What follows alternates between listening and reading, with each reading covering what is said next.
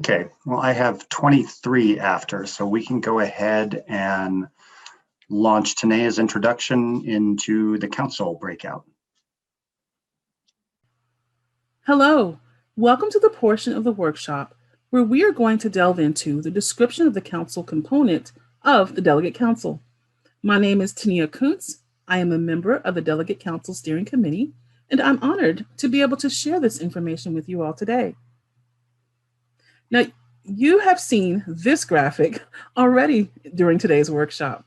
And as has been communicated earlier, the work and the roles of the Delegate Council center around three priority focus areas: communication, collaboration, and counsel.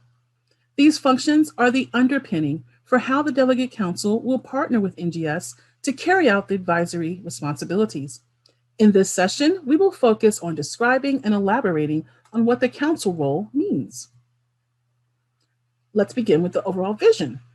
So the overall vision for the council is to foster an environment where NGS members and organizations can communicate their wants, their needs, and their desires, and where issues facing the genealogy community can be discussed. There are three learning objectives that we would like to cover today. It is our hope that by the end of this session, you as a Delegate Council member will understand that the Delegate Council is a place to discuss and debate the issues that are facing our genealogy societies and organizations, and pass them up to the NGS Board of Directors for action and advice. You will realize the delegates are the voice that will drive the programming and services NGS develops and offers for genealogy organizations and societies.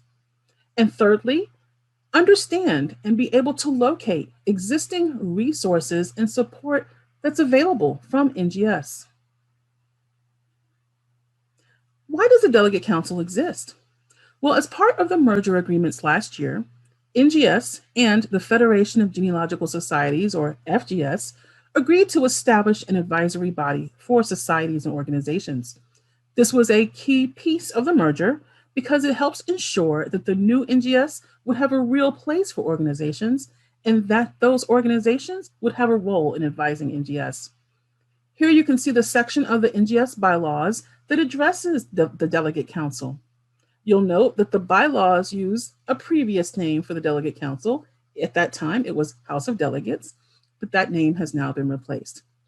Overall, the bylaws emphasize that the purpose of the Delegate Council is to provide advice to NGS Board and to implement programs delegated by the board that will strengthen genealogy societies and organizations.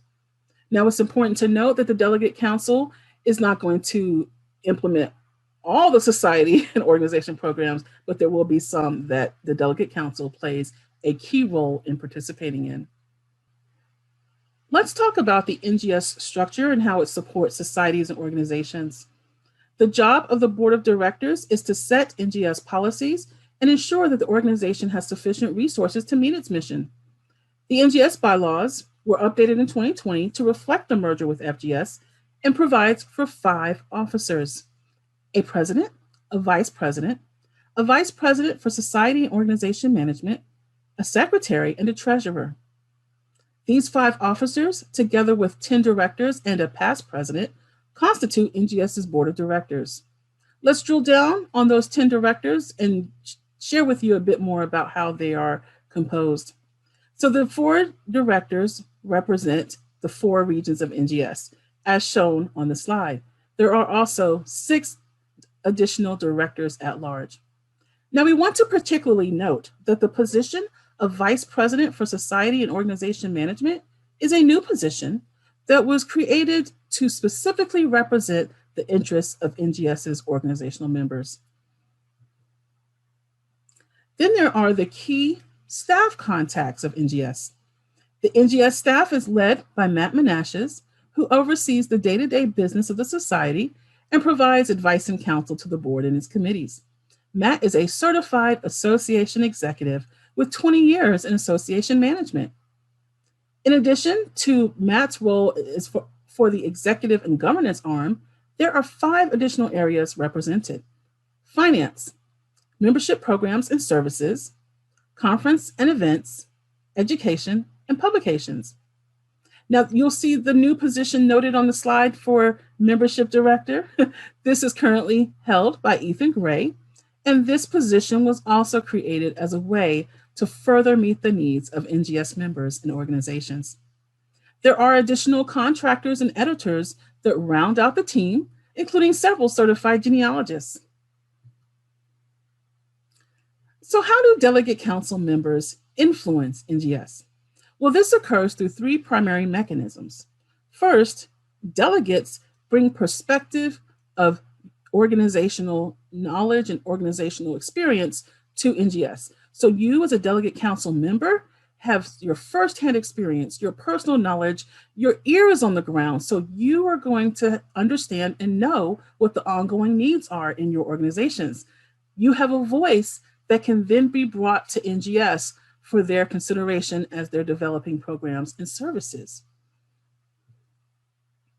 Delegate council members also give input to all types of NGS planning activities.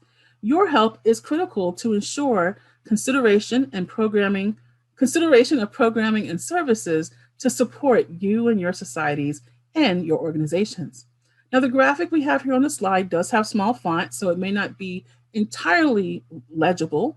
However, we wanted to provide you with a visual sense to show the structure of the way NGS does its planning and how different events are placed within that structure and different considerations are factored in.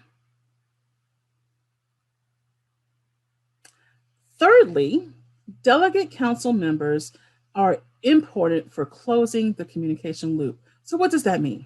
Well, you as a delegate council member, you represent your organization, brings your voice to NGS. NGS then makes decisions and acts on the advice and counsel that's being received, and then creates programs and services. And then you as a delegate council member communicates that information back to your colleagues in your organization. So you have an important role in ensuring that that circle of communication is closed and brought fully complete.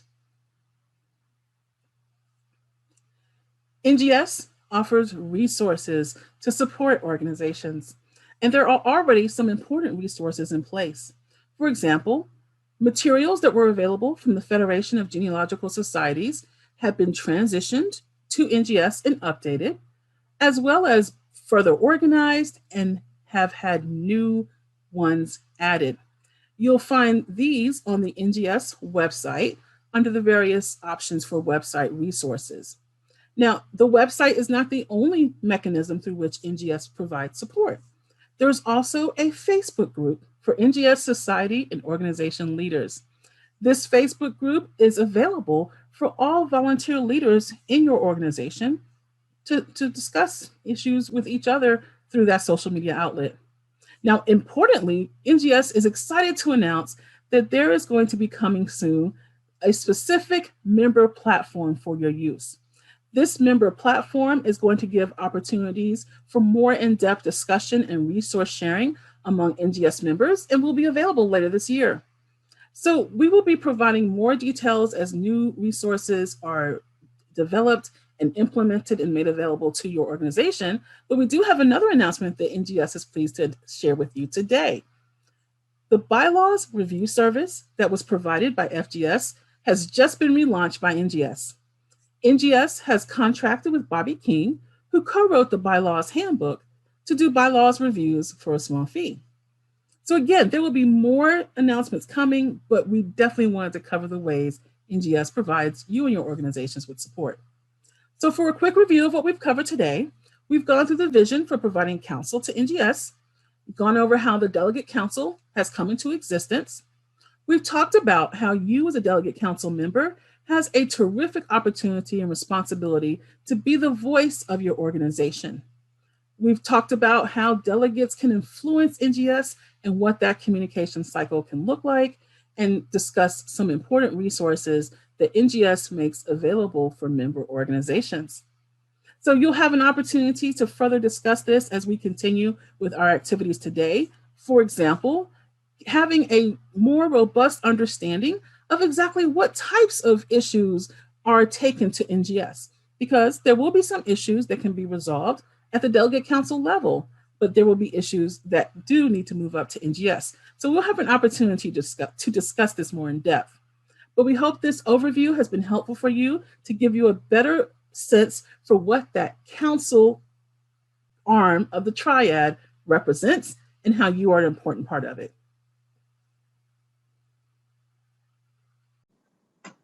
Fantastic. Thank you very much for the introduction, and we'll now move into the final C breakout group of the day.